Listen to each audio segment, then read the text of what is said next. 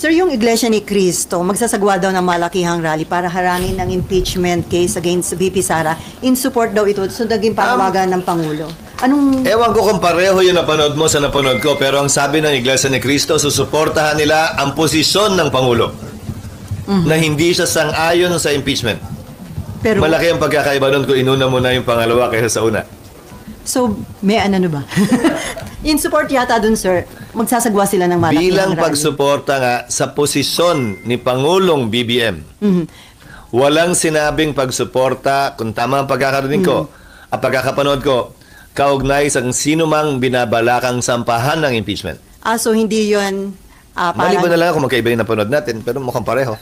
Pero sir, ito nga in support nga dun sa panawagan ni Presidente na huwag na Yan. sana magkaroon ng impeachment. Pero hindi naman ito pagsuporta ng INC kay VP Sara. Hindi para sa akin na magsalita para sa kanila.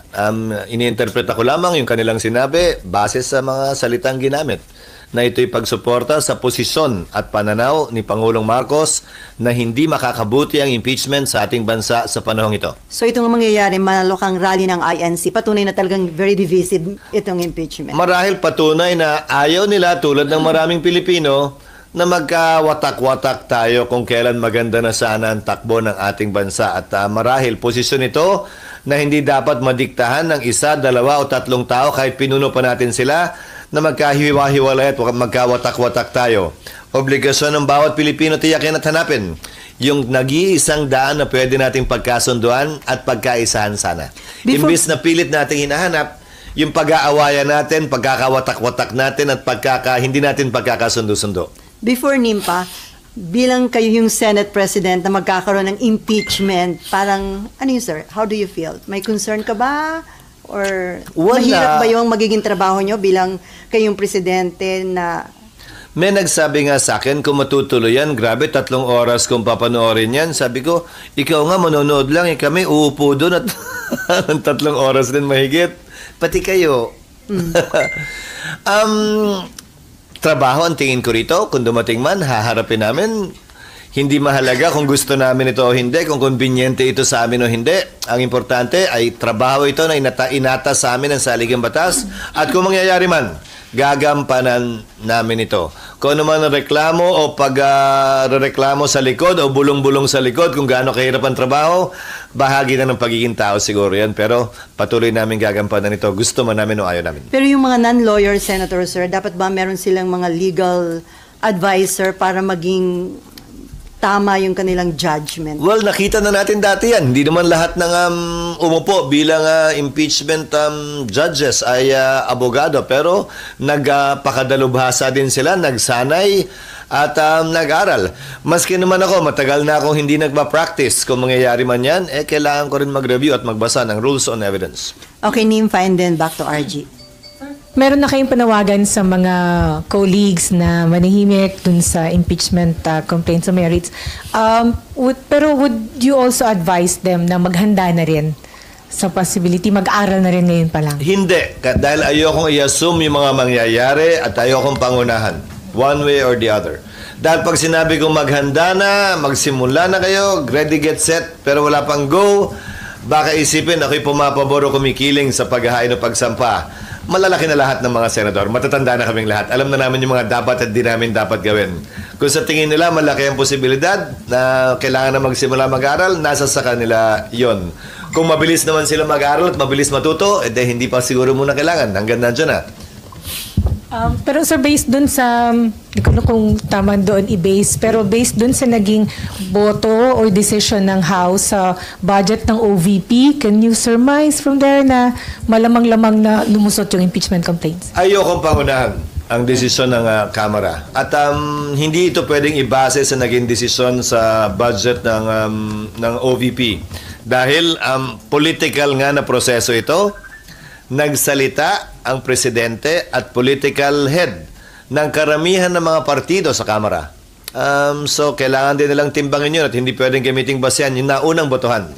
Lalo na't nagsalita na ang Pangulo kaugnay sa bagay na ito. Lagi sinasabi na magiging dahilan to ng pagkakawatak-watak, kapos kayo sa oras, but paano nyo, how can we hold the Vice President accountable dun sa paggamit ng confidential funds? Would it help na magsalita na siya, mag-explain na nga naman? Kasi paligoy-ligoy, sir, yung mga explanation eh. Pamanhin, pero hindi ko komentaryohan dahil bahagi daw yan, hindi ko pa nababasa, Impeachment. nung ilan sa mga aligasyon laban sa kanya na inihain sa Kamara. Papangunahan ko na yung pagsunod sa panawagan ko sa aking mga kasamahan na huwag magkomentaryo pabor o kontra o magbigay ng opinion kaugnay sa bagay na yan. Pero so dahil ito'y political process, pwede talaga itong madaliin yung proseso?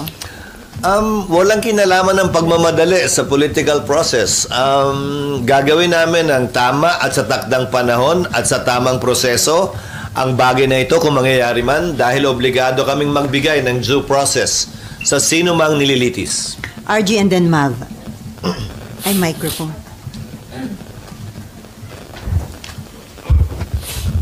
Sir, when the intramurals, political intramurals began, nag-call ka for the easing or the escalation of tensions. Sa tingin mo ba napakinggan yung call mo na yon? Do you feel that nag-ease ang tensions in the last few days? Nag-ease man, marahil hindi naman dahil sa panawagan ko, dahil hindi naman involved o hindi naman mga aktor ang mga miyembro ng Senado o ako doon. Pero sa pananaw ko, at hindi dahil sa sinabi ko, yun. Sa pananaw ko naman ay oo, dahil kung titingnan mo yung mga nangyari doon sa mga sumunod na araw, medyo huminahon na rin ang ikalawang Pangulo, pinalaya yung mga dinitina. May naghain man ng impeachment, ito'y sumunod sa proseso at nagsalita ang Pangulo na hindi ito ang mahalagang dapat binibigyan natin ng pansin at tinututukan kung kaya't yung kanyang posisyon na hindi makakaganda sa ating bansa ang prosesong ito kung mangyayari sa panahon ito. Okay, Mav. Pero hindi ko sinasabing dahil sa akin yun na ano na yun, nangyari na lang siguro. Sir, gaano po kayo kakumpiyansa na should it reach the Senate, it will be an evidence-based process and not a political party thing? As the presiding officer, I will make sure that the presentation of evidence will be allowed and given free, will flow freely.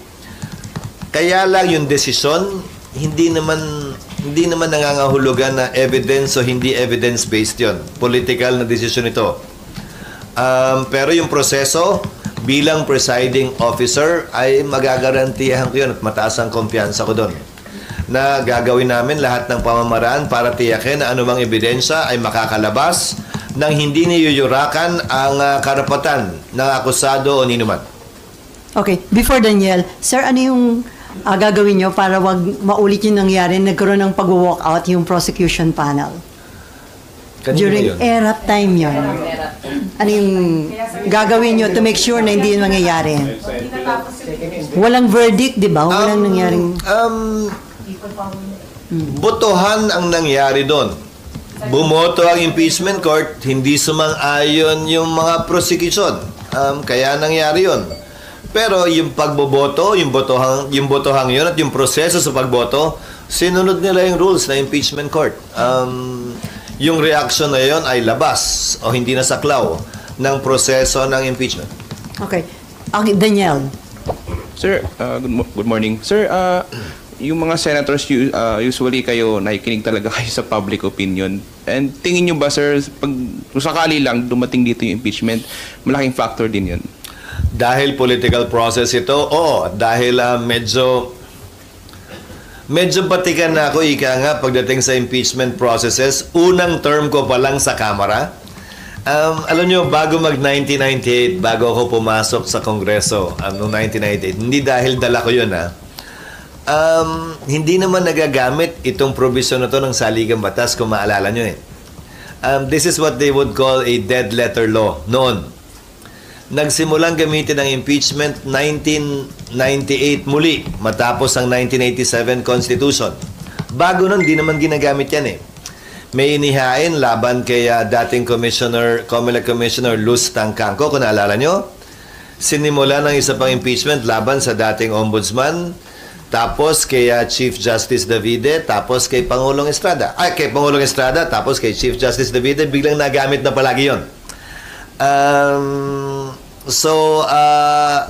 Sa karanasan ko, siyempre palaging apektado ang mga mambabatas sa Kamara man o sa Senado ng opinion ng ating mga kababayan na kailangan nilang timbangin din naman siyempre sa katotohanan at ebidensya na ipepresenta na sabay-sabay natin mapapanood. Hindi lang naman sila eh.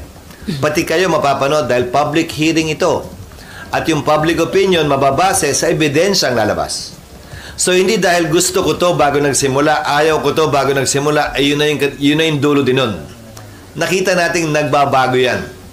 At pwedeng magbago depende sa presentasyon ng ebidensya at kung gaano nga ba kalakas ang ebidensya pabor o kontra sa isang akusado.